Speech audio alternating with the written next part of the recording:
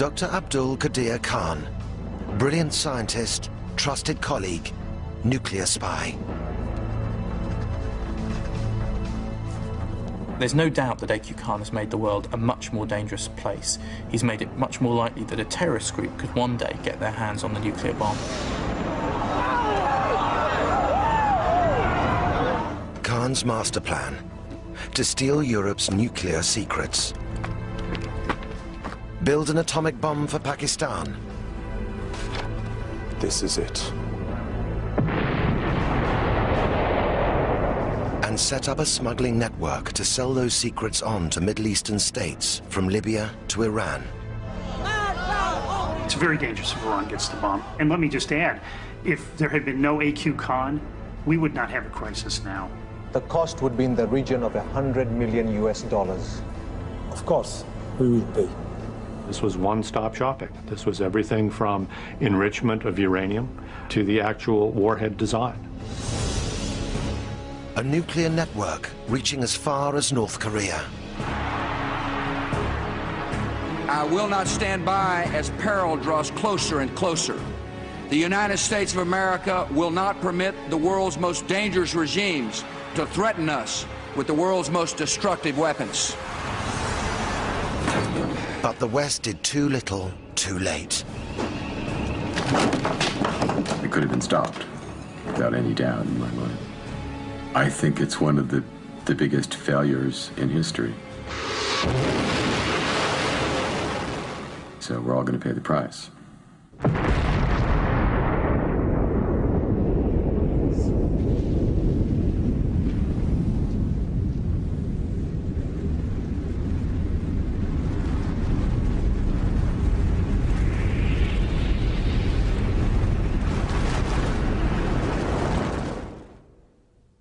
The mastermind behind the biggest global nuclear smuggling ring, A.Q. Khan, is accused of being the most dangerous man in the world.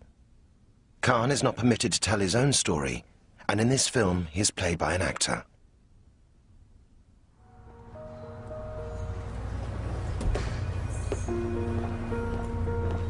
"35 years ago, Pakistani scientist Abdul Khan set out on a path to power and notoriety. He got a job at Europe's largest civilian atomic research consortium, Urenco. He was soon well liked by his colleagues. A.Q. Khan was obviously a very bright metallurgist.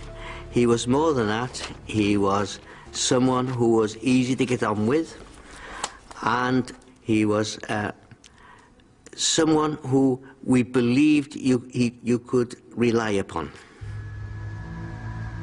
Urenco's thousands of gas centrifuges provide the uranium fuel for Europe's nuclear power stations.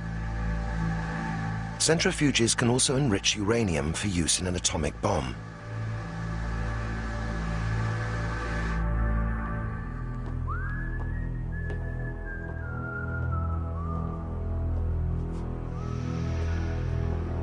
Known to the Pakistani Secret Service as Agent Karim, Khan was on a spying mission. He was forbidden access to all classified material, but security was lax.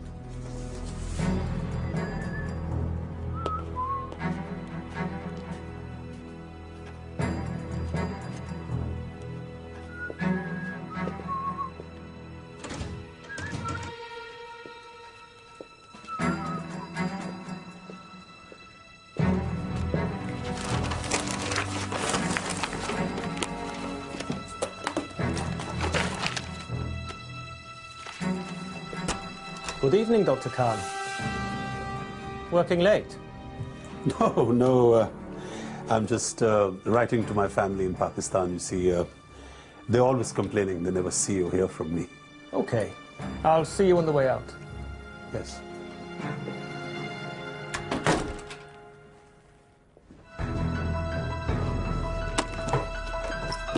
Still unsuspected, Khan flew to Pakistan at Christmas 1975. He took with him his Dutch wife and their 2 young children. He wrote to his employers saying he had contracted yellow fever, and then he never came back. And it would take the Dutch years to discover what Khan had stolen and why.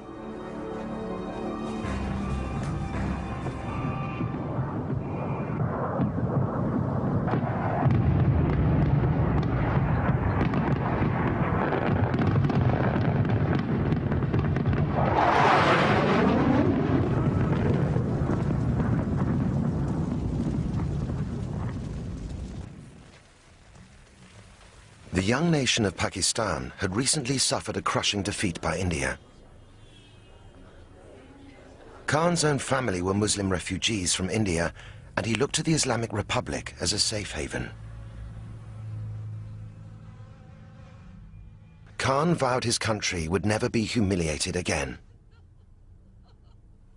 A.Q. Khan was motivated by a fierce patriotism, fierce nationalism, a desire to defend his home country of Pakistan. And he saw delivering Pakistan the atomic bomb as a means to delivering Pakistan's security. That was his original motivation, protecting his own country. Pakistan's leader, President Bhutto, swore the nation must have the bomb, even if it meant the people had to eat grass to pay for it.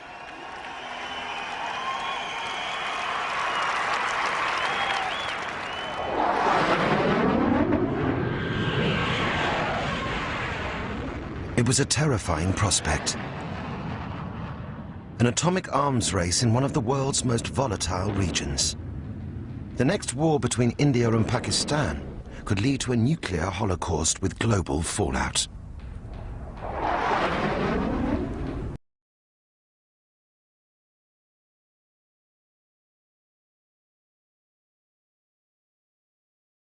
Instructions to find a location for a top-secret research facility.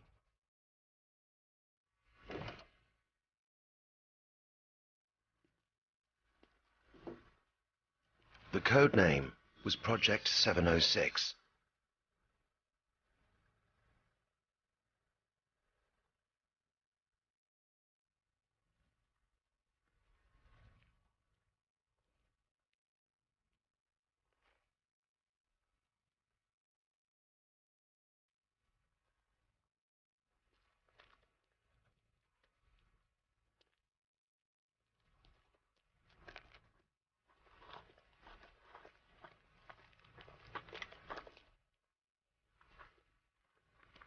Khan chose Kahuta in the foothills of the Himalayas.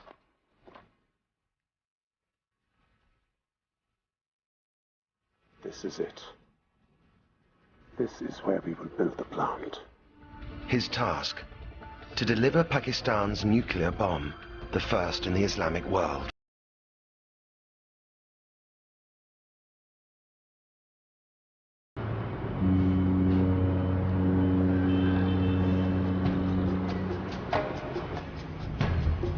Khan has since told his biographer how he built the Kahuta plant from scratch, relying on foreign suppliers. I took full advantage of the willingness of Western companies to do business and decided to buy from the open market. And there were plenty of takers, nuclear profiteers, happy to exploit the lax export regulations in exchange for a fat profit. Perfect. They begged us to purchase their goods. And for the first time, the truth of the saying, they would sell their mothers for money, dawned on me. We purchased whatever we required. When are you coming to Pakistan? His next step, to create fuel for a bomb. Khan needed to smuggle centrifuge parts out from the West. Khan's agents made contact with German businessman Gotthard Lerck. In this film, all dramatizations of members of the Khan network are based on intelligence reports and legal documents. These are the details of what we require. There should not be a problem. We supply this technology to many customers. And delivery? Will you have any problem with exporting these goods? No, this will not be an issue. We require no special permission from our government. Much nuclear technology is dual use, usable for peaceful purposes or for the bomb. A loophole Khan often exploited. Such deals were worth hundreds of thousands of dollars to Lurk's company.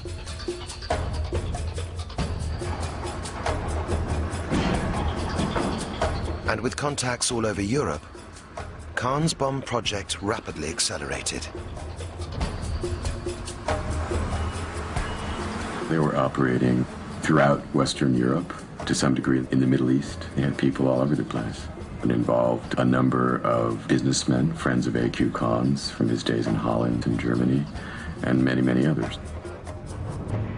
You know, they would purchase things using false end users, multiple transshipment points to disguise the fact of the ultimate destination being Pakistan. It was a very sophisticated operation. In the 1980s, the Dutch Secret Service launched an inquiry into Khan. His former colleagues at Urenco realized the enormity of his betrayal. He took the drawings of at least 2 designs of centrifuge from the Netherlands. He took them together with the lists of European suppliers who he knew then he could go back to and very quickly get the necessary raw materials, components and equipment.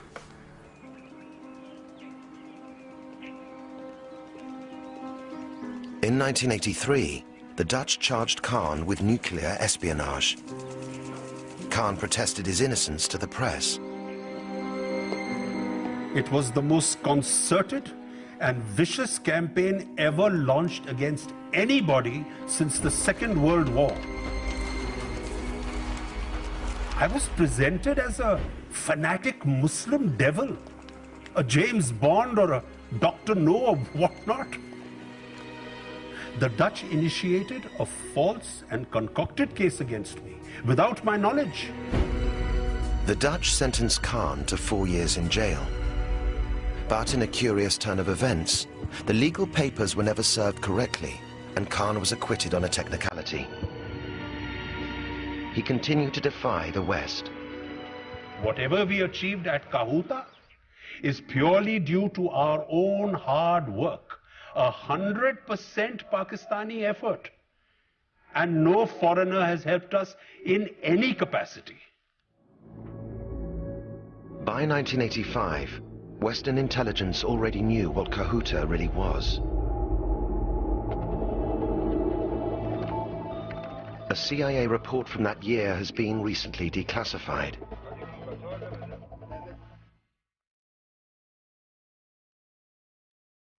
Pakistan has had personnel and facilities dedicated to the pursuit of a nuclear weapons capability since 1971.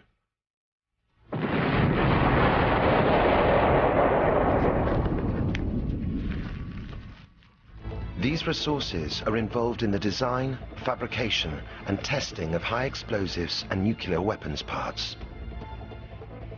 The West pressured Pakistan to cease their nuclear program. Khan retaliated with a blunt letter to the German press. I would like question this bloody holier-than-thou attitudes of the Americans and the British. These bastards are the God-appointed guardians of the world to stockpile hundreds of thousands of nuclear warheads and have the God-given authority to carry out explosions every month. And if we start a modest program, we are the Satans, the devils. Khan had thwarted European justice, but Western intelligence continued to follow him on his travels. One of his frequent destinations was particularly alarming.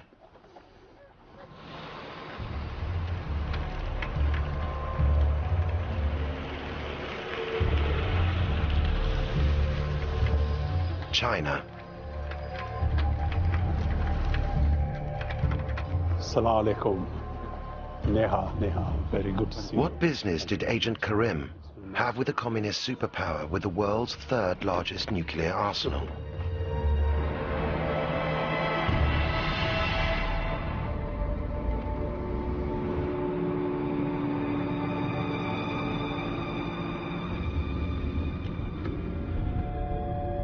Conventional surveillance methods on Khan failed to provide enough details of his dealings with China.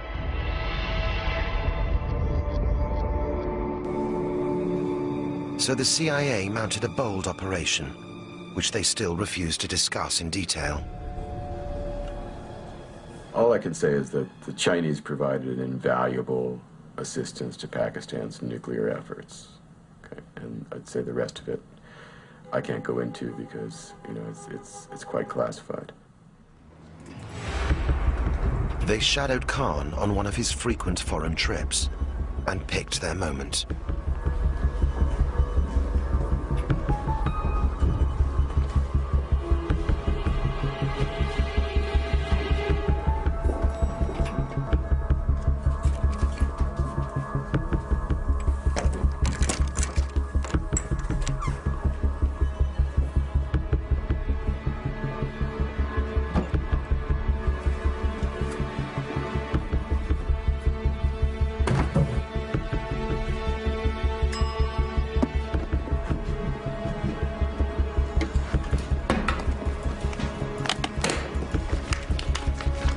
I had asked someone to book me a plane ticket to Islamabad. Could you please find out if it has been done? The contents of Khan's briefcase confirmed that Khan had obtained the Chinese design for a nuclear warhead.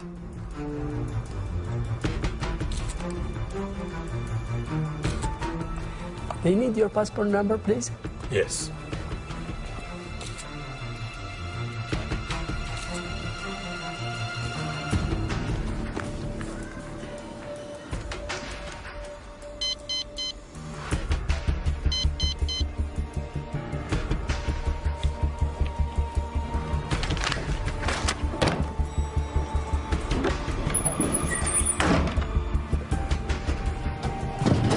The CIA now knew the full significance of Khan's trips to China. Excuse me. Thank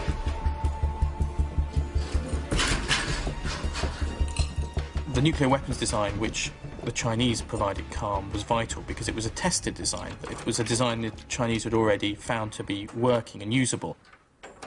And it was also a design for a bomb that could be fitted onto a missile and therefore could be delivered anywhere. Khan was also working on missiles, as well as nuclear fuel, and now weapons design. So if you put that together, Khan really had everything you needed for a deliverable nuclear bomb. It was a major breakthrough for intelligence, but stopping Khan was now no longer a priority.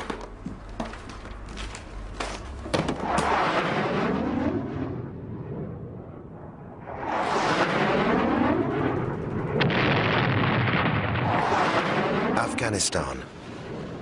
Throughout the 1980s, a bloody battleground for invading Soviet troops and the fundamentalist Islamic resistance.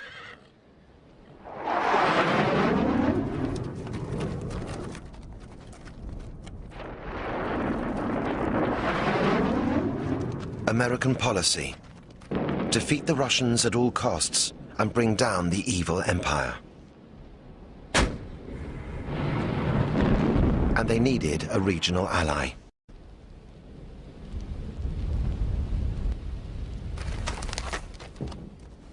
It's clear that during the 1980s, the U.S. was receiving some very troublesome information about Pakistan's nuclear weapons program. At the same time, of course, the U.S. was depending on Pakistan as a conduit of assistance to the Mujahideen in Afghanistan, in the hope of evicting the Soviet Union from Afghanistan. So even though the U.S. was aware of a number of these activities, it was very reluctant to come down very hard on Pakistan. Khan took full advantage of Pakistan's change in status. By the mid-80s, such was his confidence that his network even started to operate in the United States. Khan was after hardware to update his uranium centrifuges, but it was a step too far.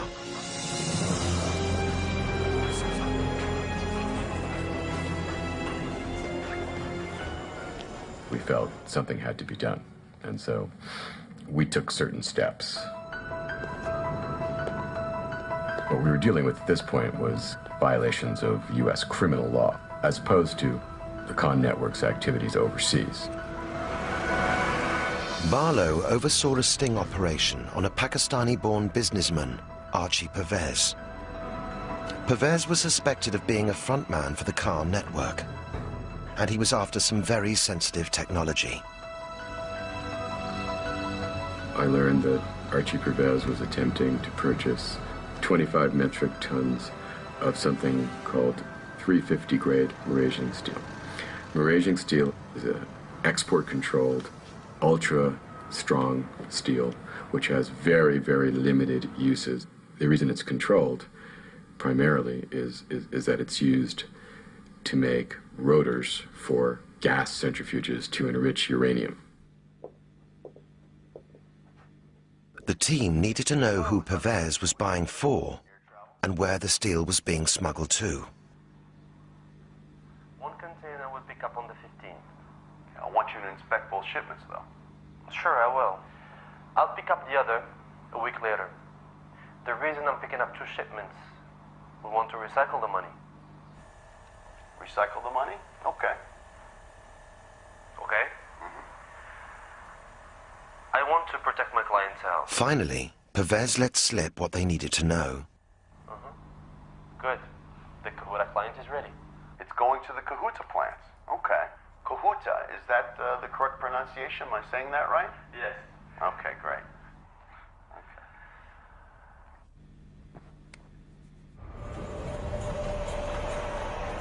Pervez had no idea it was a sting.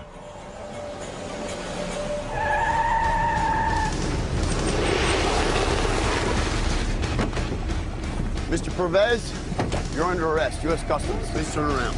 You have the right to remain silent. Archie Pervez was convicted for the attempted export of the material for the Pakistani bomb program. But the reaction of Barlow's political masters would come as a complete shock.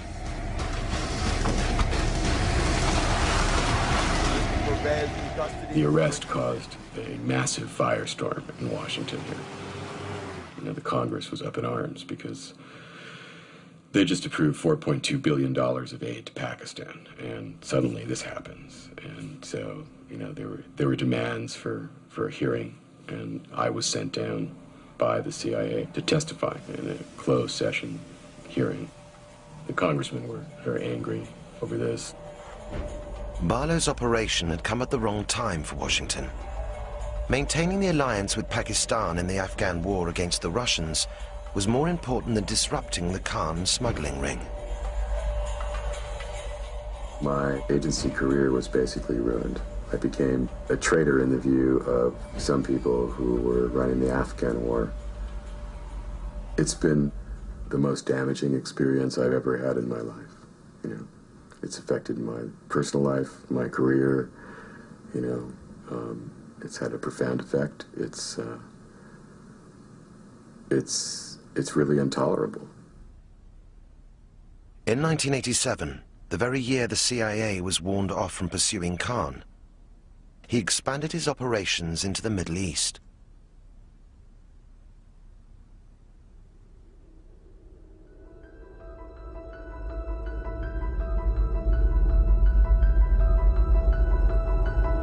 His headquarters were in Dubai, and the nature of his business was changing. The network was employing frontmen like BSA to here. Yes. A young, ambitious Sri Lankan, he ran a respected computer business, the SMB Group. We can guarantee on-time delivery and offer a full technical support. We would prefer a cash payment up front, but you can pay by check. SMB Computers. The cost. The cost would be in the region of, say, 75,000 US dollars. Not a problem. Good to do business with you. Assalamu alaikum, beta. Assalamu alaikum. How are you? Very well. Welcome to Dubai. Thank you, thank you. Tahir, often described as Khan's surrogate son, would rise from a lowly position in the procurement network to become the key figure after Khan himself. Have you had anything to eat? Not yet. Good. From Dubai, Khan plotted his next move. Dealing directly with Middle Eastern regimes hostile to the West and in the market for nuclear weapons.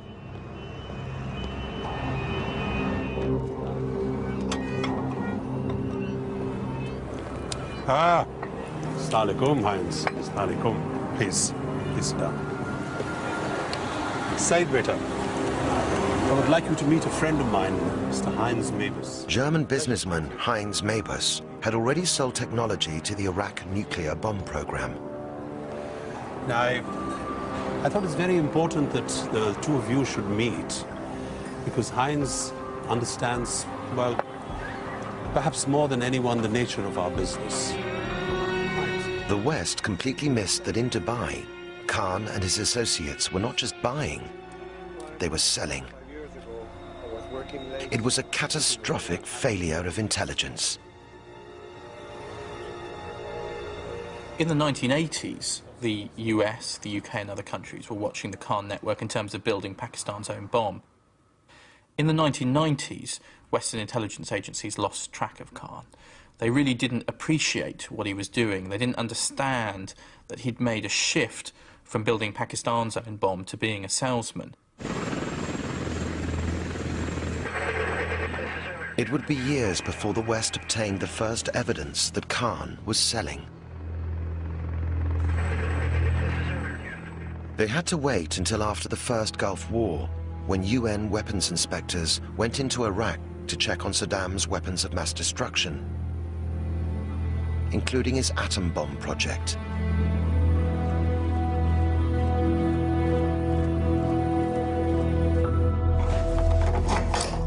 At a chicken farm in the Iraqi desert, they uncovered a treasure trove of documents.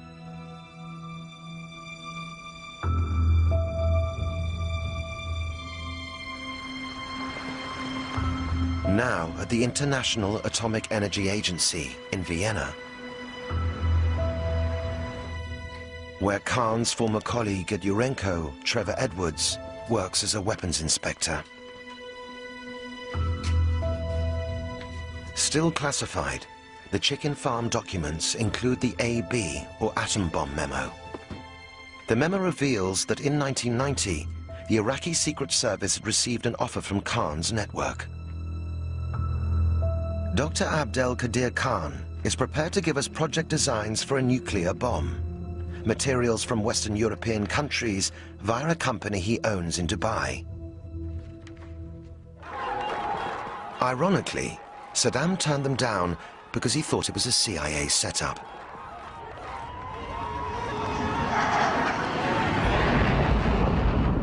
Yet Saddam's regime would eventually be destroyed by the Americans and British, claiming he had weapons of mass destruction.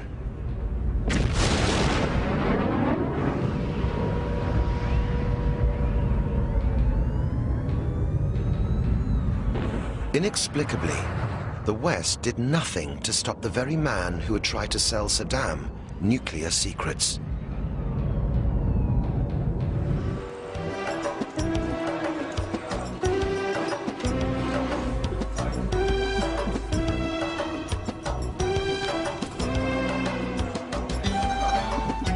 And so during the 1990s, Khan and his network were allowed to become very rich on the proceeds of successful sales to other clients the West knew nothing about.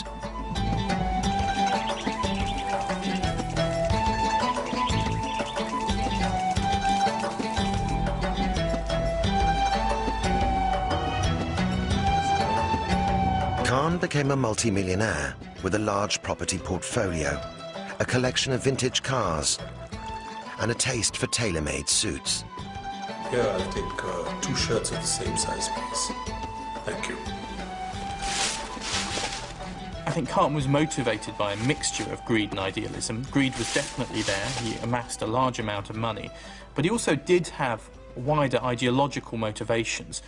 Motivations partly centred around resentment of the West, partly centred around a desire to spread the bomb to as many countries as possible because he believed it was the right of countries to have a nuclear bomb for their own security if they wanted it. May 1998. Pakistan exploded its first bomb in response to Indian nuclear tests the same month. The threat of atomic warfare on the subcontinent between the two enemies was now ever present. But overnight, Khan became a hero in Pakistan and much of the Muslim world. I remember how President Musharraf praised me to the Pakistani people. Allah Almighty has heard our nation's prayers. You are a national hero. Your place in history is assured. I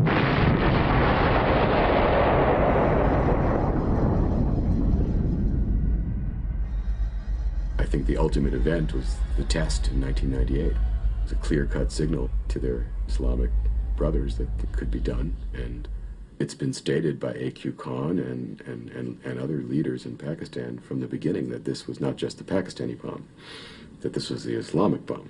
And, you know, I think that that's something of grave concern.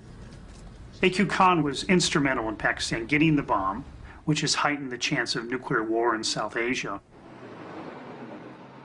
Also, you have to worry that a future government may become fundamentalist and then may use its nuclear arsenal to confront the West and become much more provocative and aggressive.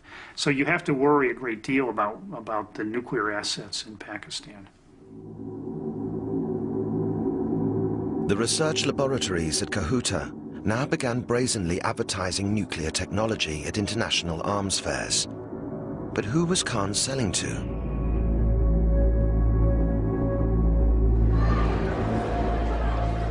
There were a number of warning signs that Khan might have been up to something more dangerous. There were signs from Khan's unusual travel. He was travelling to a lot of countries around the world where it wasn't clear exactly what he was doing. One of these countries was the brutal communist dictatorship of North Korea, which was actively seeking nuclear weapons. The Koreans provided Pakistan with missiles for their atomic arsenal.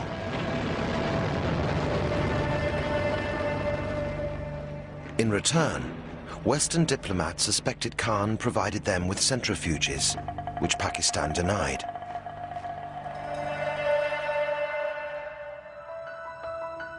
As concerns grew in the late 1990s, intelligence on Khan was made top priority. A joint task force was set up between MI6 and the CIA. It was agreed between the two sides that they'd share everything, but that it would be a very small team and that no one outside the teams would be told about what they were doing. The task force concentrated on Khan's activities in Dubai and the Middle East, and made a shocking discovery. For a valued customer as yourself, I think it is important that we should meet in person. And of course, Khan's network was dealing with one of the West's sworn enemies, Colonel Gaddafi. Libya had orchestrated terrorist attacks against the West, including the Lockerbie atrocity, which cost 270 lives. The intelligence team knew Libya wanted to buy nuclear weapons materials and suspected Khan was prepared to sell them. The question was, what to do about it? We had to make a decision. Do we stop this activity or do we watch it longer in the hope of understanding it better so that when we moved against it, we could take it out by the roots? And it was clearly the preference in Washington to watch it, track it better. And when we understand it better and feel we can eradicate it more completely, to take action only then. But the pursuit of Khan was suddenly thrown off course.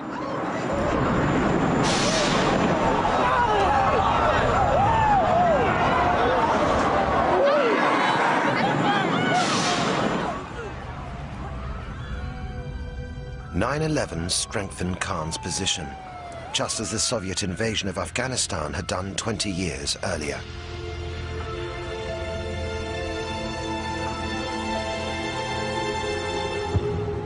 September the 11th attacks hugely complicated and slowed down efforts to stop A.Q. Khan. That's because all of a sudden Pakistan was a very important ally for the United States. The US needed Pakistan's help in going after al-Qaeda and going after Osama bin Laden. And that was a problem in dealing with A.Q. Khan, because to deal with Khan, you needed to put pressure on Pakistan. And doing that was very difficult because of Khan's status as a national hero. The Americans pressured Pakistan to rein in Khan. President Musharraf called him in person.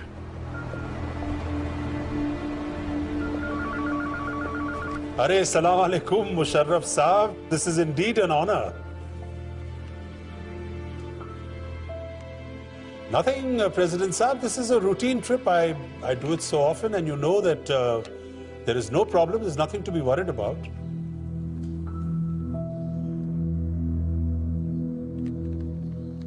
President Saab, why are you bothering yourself with the details? You know that when I am there, everything will be okay, inshallah.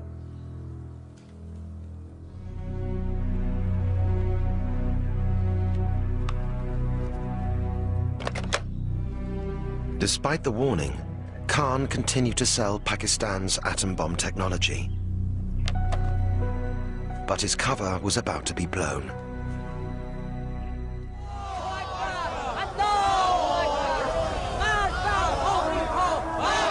Iran, the hardline Islamic Republic, and another Middle Eastern state with nuclear ambitions.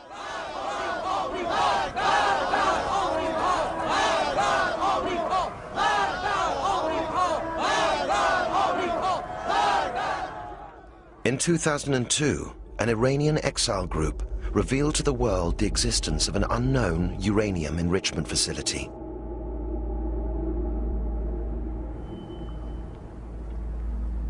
Six months later, after intense diplomatic negotiation, UN inspectors gained access to Iran. We've reconstructed their investigation. They headed straight for Natanz. They offered us a helicopter ride from Tehran to Natanz, but we decided that let's take a car. We drove that 250, 300 kilometer stretch from Tehran to Natanz. And with a high speed, it was all the time 170 kilometers per hour when we are pushing, because most of the time it's actually almost like a desert.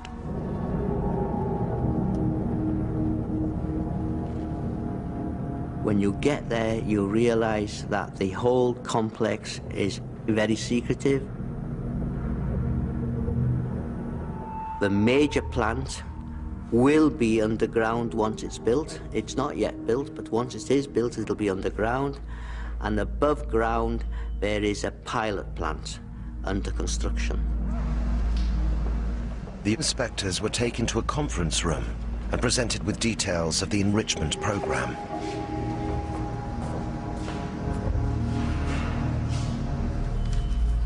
The Iranians claimed they had nothing to hide. He said that we have developed this all by ourselves. We have used certainly all public information which was available. The project had lasted 5 years and basically used internet, etc. And that's what you see, and this is a genuine Iranian centrifuge. I went into the pilot plant. I also went into the workshops. Now, in the workshops, they had a model of a centrifuge which they said was an indigenous design of centrifuge.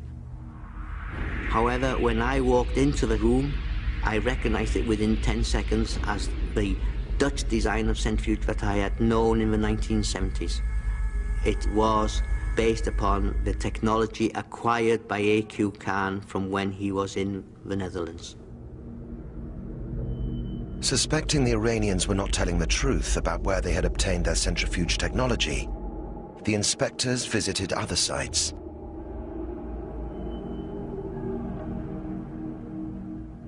The Iranians claimed that this was just an old watch factory. Their investigation was to reveal far more. There were boxes and cartons piled up against the windows and piled up against the doors. And very strangely, the janitor could not find the keys for these buildings. And we realized that some parts of the building had been totally renovated. So old ventilation system had been taken out, new nice tile floors and walls were in place.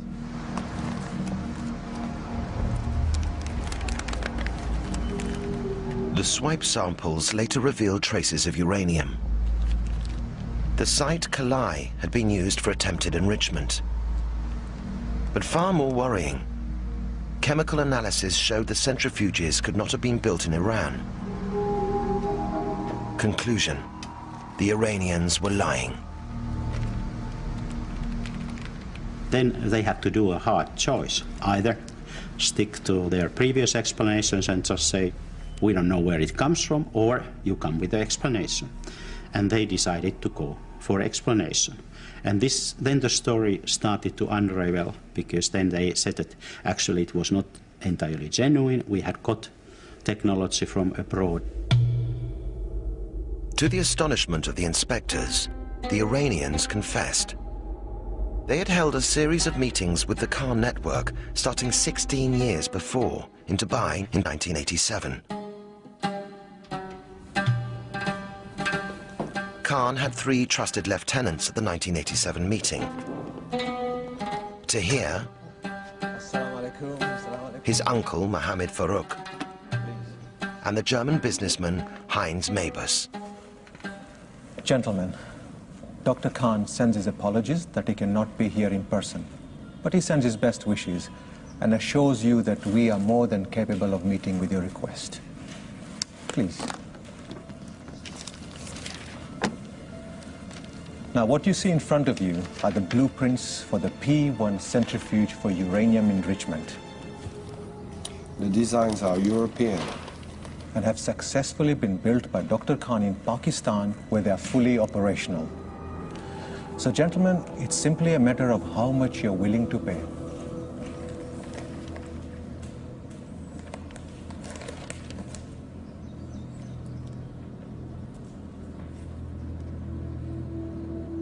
The Iranians wrote a check for $3 million.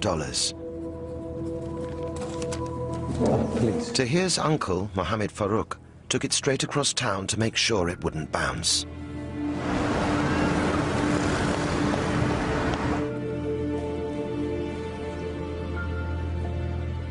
The check cleared. Khan had helped Iran along the road to nuclear power. Gentlemen, we are in business. Business with you. Go to the business with you. The Iranians also revealed that later, Tahir sold more centrifuge designs and components. Price, several $1 million, paid in cash.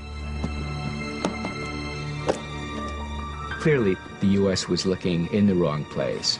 The Pakistani-Iranian link was off our radar screen. We were just not aware of what was taking place in that channel.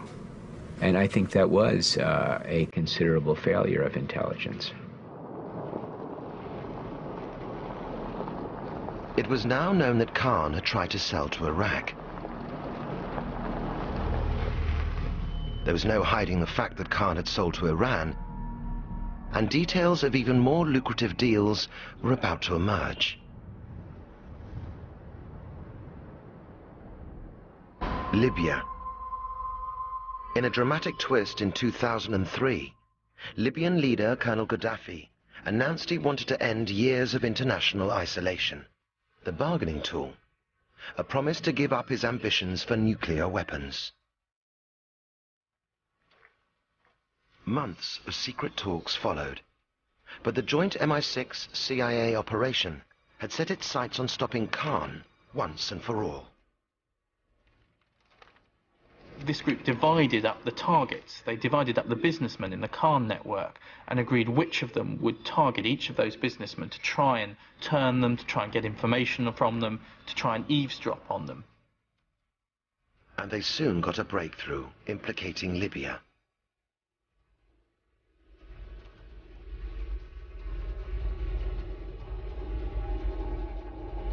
A Malaysian engineering company, SCOMI, had been awarded a contract worth $13 million by Tahir. The factory was told that the specialist equipment was for the Middle Eastern oil industry. And Scomey believed this to be the case. But the project was overseen by Swiss engineer Urs Tinner, the son of one of Kahn's associates who had supplied Kahuta in the 1980s.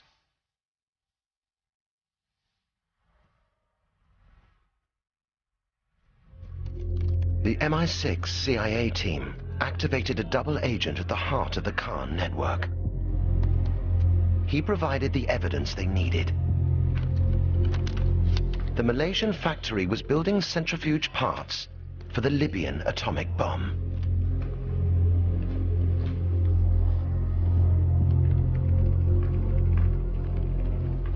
In 2003, the same source provided an invaluable tip-off.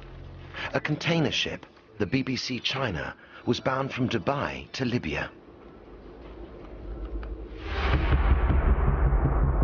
They seized the chance to move against Kahn, diverting the ship to Italy.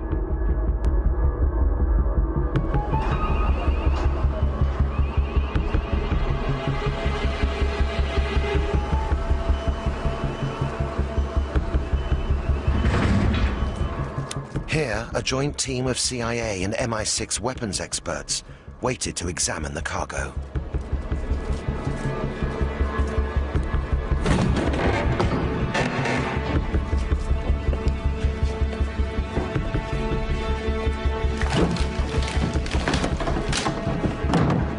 Inside, centrifuge parts bound for Libya, some from the Malaysian factory, and others from Kahn's Kahuta plant.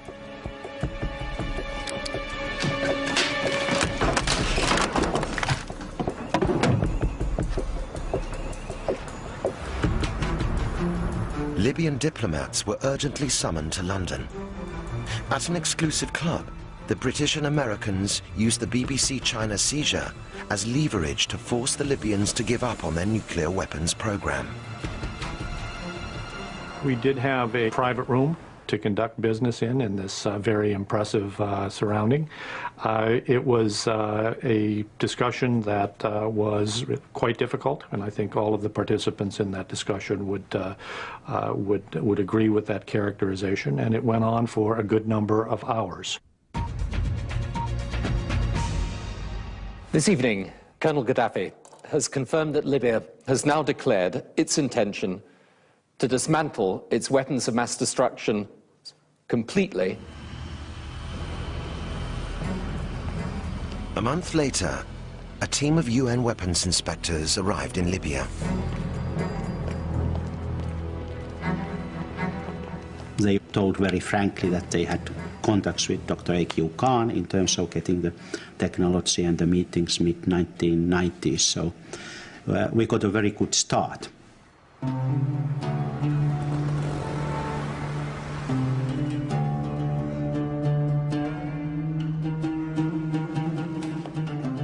The Libyans revealed they held a series of meetings with Kahn as long ago as the 1990s. In Dubai, Istanbul, and Casablanca.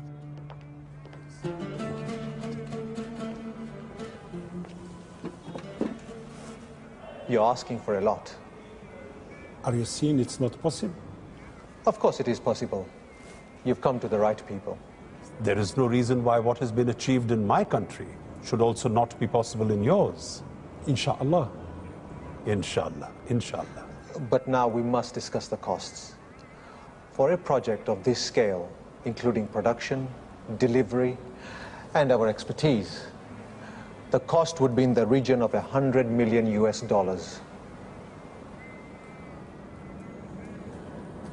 It's a great deal of money.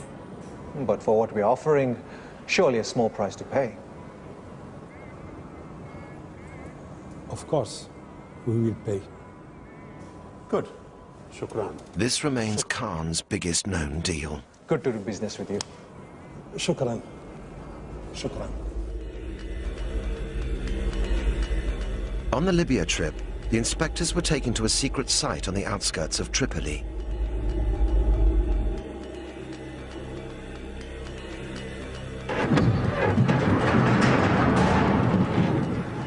Here they saw for themselves what the Libyans had bought. From the Khan research laboratories in Ceuta, vacuum pumps and rotors for centrifuges.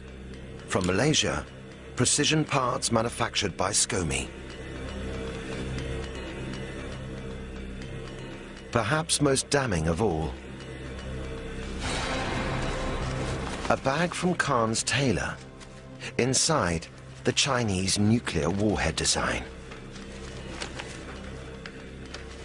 This was one-stop shopping. This was everything from enrichment of uranium to the actual warhead design. The fact that you could go to one place and you could buy basically the capability to produce nuclear weapons was something that had to be stopped. News of the Libyan investigation sent the Khan-Tahir network into panic. Listen to me. Listen. Now, it is vitally important that you destroy everything relating to Libya. Yes, all the documents, all the emails, everything.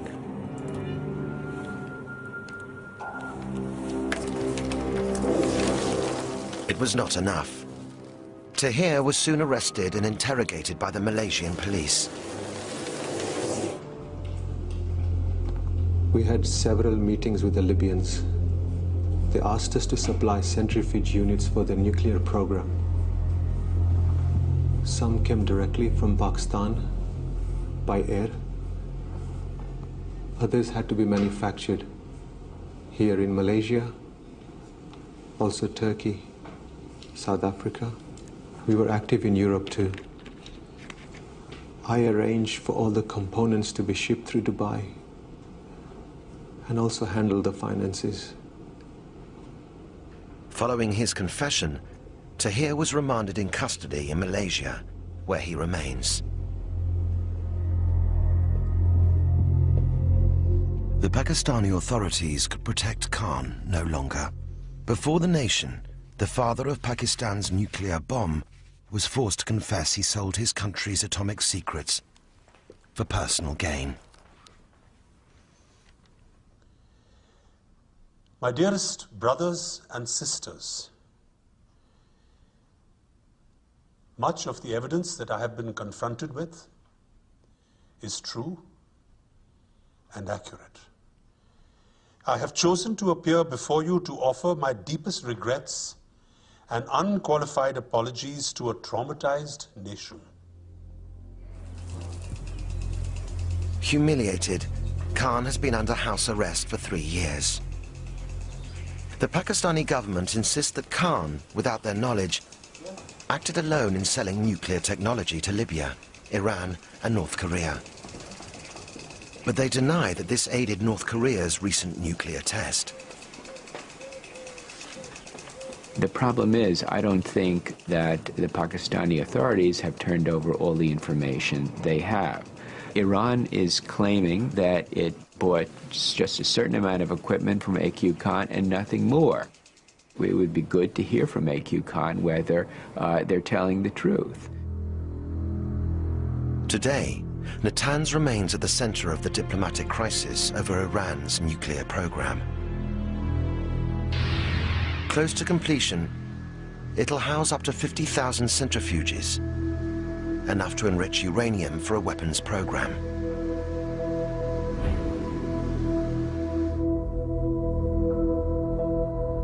Iran insists that this is for peaceful purposes only.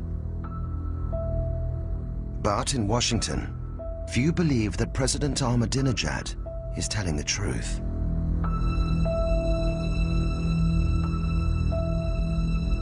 Iran aggressively pursues these weapons and exports terror, while an unelected few repress the Iranian people's hope for freedom. It's very dangerous if Iran gets the bomb. And let me just add, if there had been no AQ Khan, we would not have a crisis now. Iran would not have been able to make progress on building gas centrifuges without the assistance of AQ Khan and his associates. The blame for this crisis really should rest squarely with Khan. And it has since emerged that Khan's one-stop shopping network has been involved in more than supplying centrifuges.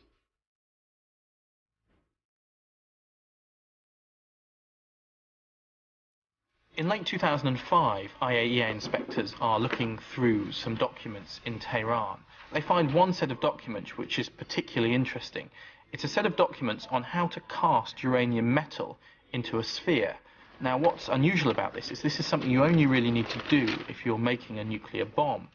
And these documents bear very close similarities to some of the documents that came out of Libya that had been found in the Good Looks Taylor bag. They actually look like they come from the same family, the same set of documents. This immediately points to the suspicion that AQ Khan had also provided Iran with some kind of nuclear weapons information, and therefore that the Iranian program was not just peaceful, as the Iranians claim, but might have been geared towards weapons.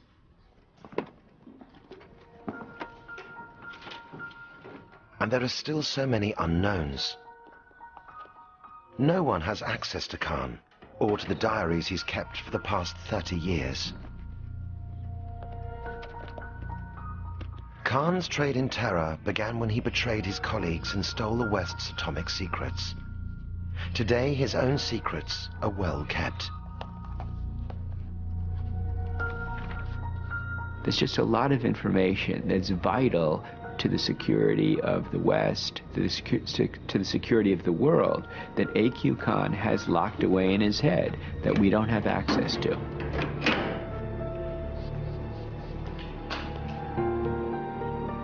I think AQ Khan is vastly more dangerous than Osama bin Laden. Osama bin Laden, at the moment, is, capable of nothing more than conventional terrorism. AQ Khan has spread weapons of mass destruction to the most dangerous regimes in the world. Nuclear weapons technology is now available on the black market, thanks to AQ Khan, the trader in terror. The worst nightmare is that Khan's information will get into the hands of terrorists, or already has, and that it'll be key for them to be able to make a nuclear weapon that destroys one of our cities.